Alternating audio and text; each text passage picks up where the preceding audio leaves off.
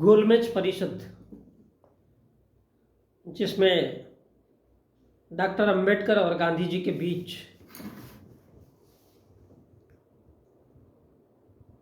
दलितों को लेकर के चर्चा हो रही थी। बातचीत के दौरान डॉक्टर अंबेडकर ने कहा था, मैं दलितों का प्रतिनिधित्व करता हूं, और गांधी जी ने कहा था कि यह सच है कि छुआछूत एक कलंक है और छुआछूत जिंदा रहने से अच्छा है हिंदू धर्म की मौत हो जाए। यद्यपि मैं हिंदू हूं। अल्पसंख्यकों के अधिकारों की रक्षा, यह था एक संवाद गोलमेज परिषद का। अब चलते थोड़ा सा अल्पसंख्यकों के अधिकारों की रक्षा, जिसे आज की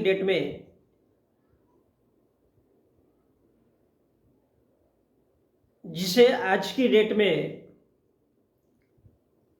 नागरिक संशोधन बिल कहा गया। ये मोदी जी और बीजेपी के चाणक्य अमित शाह ने नागरिक संशोधन बिल लाया था। तो यह था अल्पसंख्यकों के अधिकारों की रक्षा। उसके तहत नेहरू और लियाकत अली के बीच समझौता हुआ था, और उस समझौते पर अपनी काफी तीखी और नोकझोंक वाली बहस हुई थी श्यामा प्रसाद मुखर्जी और पंडित जवाहरलाल नेहरू के बीच। उससे नेहरू के उन फैसलों से श्यामा प्रसाद मुखर्जी नाखुश थे। सब्जेक्ट था अल्पसंख्यकों के अधिकारों की रक्षा का, दो देशों के बीच। लेकिन इसके पीछे की कहानी, श्यामा प्रसाद मुखर्जी चाहते थे कि एक ही देश में दो निशान नहीं होने चाहिए, एक ही देश में दो विधान नहीं होने चाहिए, और एक ही देश में दो प्रधान नहीं होना चाहिए, ये चाहते थे श्यामा प्रसाद मुखर्जी। इसलिए अल्पसंख्यकों के अधिकारों की रक्षा के लिए वो बहुत भयंकर तरीके से बौखला गए थे। कौन? श्यामा प्रसाद मुखर्जी।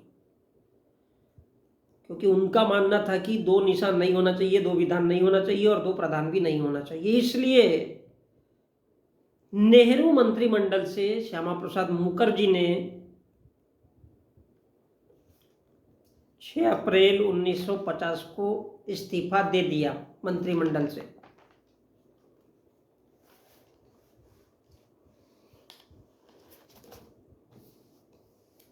और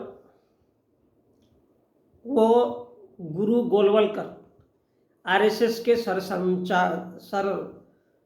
संघ संचालक गुरुजी गोलवलकर से जाकर के मिले, उनका सलाह मशवरा किया, और 21 अक्टूबर 1951 को राष्ट्रीय जनसंघ की स्थापना की। बोले मैं इसको पसंद नहीं करता, क्योंकि यदि आज मुस्लिमों को अधिकार दिए जा रहे हैं तो कल दलितों को भी दिया जाएगा, दो देशों के बीच।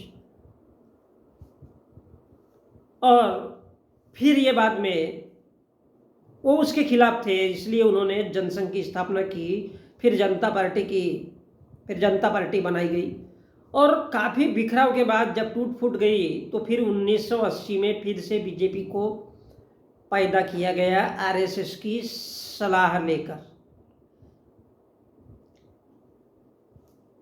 तो श्यामा प्रसाद मुखर्जी वो चाहते थे कि कश्मीर में अगर जाना है तो हमको किसी की परमिशन लेने की आवश्यकता नहीं है। कश्मीर में अगर जाना है, देखिए एक पंडित क्या सोचता है, ब्राह्मण क्या सोचता है भारत का, कि यदि कश्मीर जाना है, क्योंकि वो एक सेंसिटिव केस था,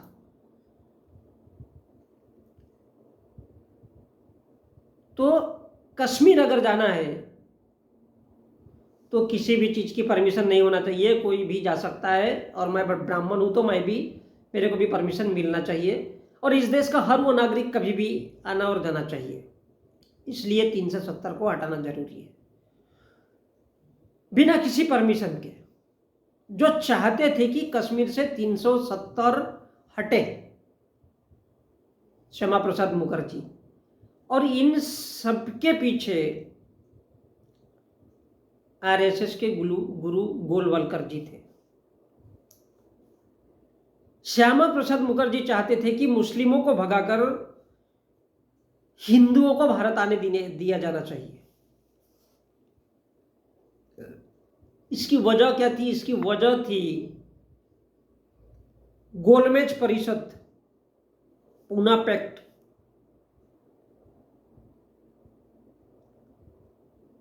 जिससे डॉक्टर अंबेडकर और गांधी के बीच जो पूना पैक्ट हुआ, उसमें दलितों के पृथक निर्वाचन की भी बात थी। पृथक निर्वाचन की, यह समझने लायक बात है कि दलितों को पृथक निर्वाचन। तो इस बहाने इस आजादी पर, दलितों को दी गई आजादी पर किस तरह से पानी फेरा जाए, इसलिए श्यामा प्रसाद मुखर्जी ने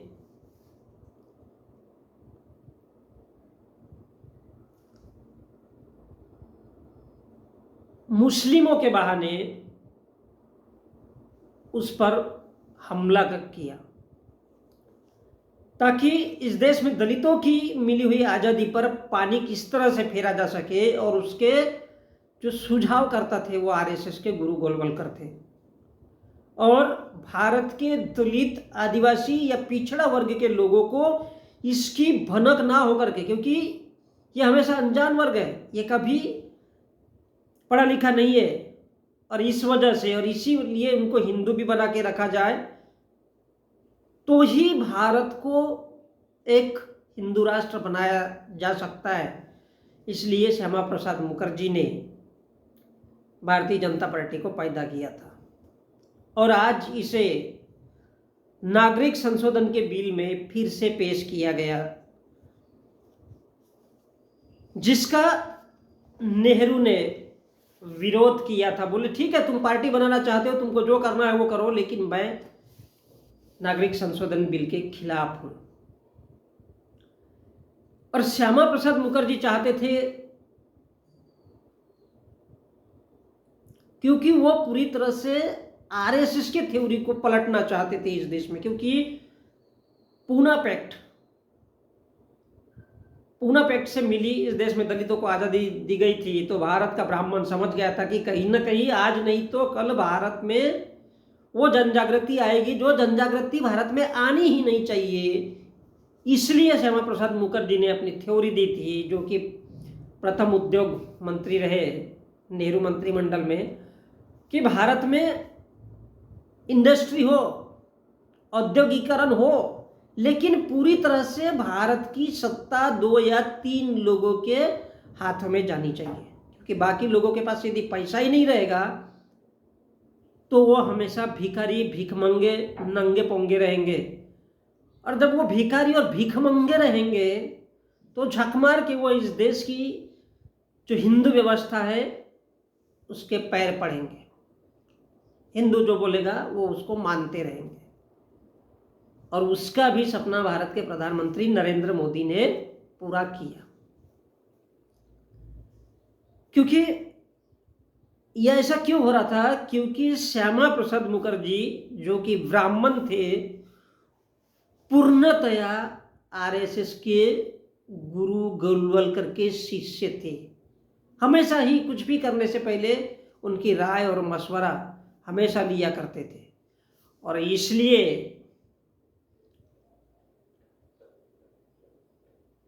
इसलिए चाहे कोई भी भारत का वो इंसान हो जो सनातनी हो या हिंदू धर्म का इंसान हो, वो कभी भी इस बात पर गौर नहीं करना चाहता कि इस देश के लोगों को समान रूप से न्याय मिलना चाहिए। इस देश के लोगों को समान रूप से न्याय मिलना चाहिए, उनके भरण पोषण की व्यवस्था होनी चाहिए, उनके बच्चे शिक्षित होना चाहिए, ये देश आगे बढ़ना चाहिए, भारत एक वैज्ञानिकी की दृष्टिकोण से आगे आना चाहिए। वो कभी भी इसको पसंद नहीं करता, कतई नहीं। क्योंकि हम हमेशा से देखते हैं कि ब्राह्मणों की जो नीति है, जो थ्योरी है, वो भयंकर विस्फोटक होती है। उनके सामने यदि किसी गरीब का बच्चा थोड़ा सा यदि आगे जाते दिखता है तो उसको जलन होती है, उसको ईर्ष्या होती है। और यही भारत में ब्राह्मणवाद का उद्देश्य है। इसलिए भारत में औद्योगिक क्रांति नहीं आना चाहिए, और अगर आती है तो इसको पीछे किस तरह से धकेलना है, या केवल 2 या 4 ही लोगों के हाथ में इस देश को सौंपना है, ताकि गरीबों और अमीरों के बीच खाई पैदा की जा सके। और जब खाई रहेगी तो इनके बीच में संघर्ष रहेगा कि ये अमीर क्यों है और वो सोचेगा वो गरीब क्यों है। ये हमेशा ही एक आंतरिक युद्ध की स्थिति बनी रहेगी, किसके बीच? अमीर और गरीब के बीच। और इसीलिए नरेंद्र मोदी कहते हैं कि डॉक्टर अंबेडकर ने कहा था इस देश में औद्योगिकीकरण होना चाहिए। डॉक्टर अंबेडकर ने सीधे तौर पर ये नहीं कहा है। डॉक्टर अंबेडकर का तात्पर्य था कि यदि इस देश में इंडस्ट्री को लाना है तो उनमें उन छोटे तबके के लोगों को, ओबीसी, एससी, एसटी, या चाहे वो ब्राह्मण हो, चाहे वो क्षत्रिय हो, या कोई भी हो, सबको समान रूप से, जिनकी आर्थिक स्थिति कमजोर है, उनको उसका फायदा मिलना चाहिए, चाहे वो किसी भी प्रकार की औद्योगिक क्षेत्र हो या कोई कंपनी हो, कोई फैक्ट्री हो, सभी को समान रूप से। वो किसी के खिलाफ कभी नहीं थे। लेकिन नागरिक संशोधन बिल लाने का तात्पर्य यह था कि इस देश का जो नागरिक है, मतदाता है, जिनकी शैक्षणिक, आर्थिक और सामाजिक स्तर है, ये किस तरह से इस देश में पंगु बना के रखा जाए, क्योंकि जब ये कमजोर रहेंगे तो वो अपने आप में सनातन या हिंदू बने रहेंगे। क्योंकि वो श्यामा प्रसाद मुखर्जी, क्योंकि नरेंद्र मोदी ने इस बात का जिक्र किया, डॉक्टर अंबेडकर चाहते थे कि औद्योगिकरण होना चाहिए, लेकिन उन्होंने श्यामा प्रसाद मुखर्जी का भी नाम लिया कि वो भी यही चाहते थे।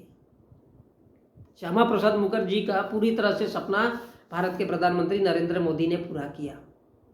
और वो सपना ये था कि भारत के, जो आरएसएस का सपना था, गुरु गोलवलकर का सपना था कि भारत में केवल और केवल 2 या 4 लोगों को यदि अमीर बना दिया जाता है, इस देश की इंडस्ट्री यदि उनके पास में, तो पूरी की पूरी आर्थिक सत्ता चली जाएगी। और वो जब कहेगा कि नहीं, आज मैं मेरा फैक्ट्री बंद करता हूं, तो ये देश सडनली खड़ा हो जाएगा, क्योंकि पूरी तरह से लोग आर्थिक तौर पर कमजोर हो जाएंगे। और यही वजह है, क्योंकि हमेशा हमला कमजोर लोगों पर ही होता है।